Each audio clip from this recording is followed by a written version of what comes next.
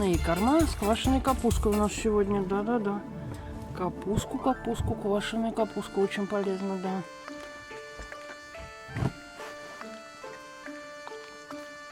Вкусно? Вкусно. И полезно.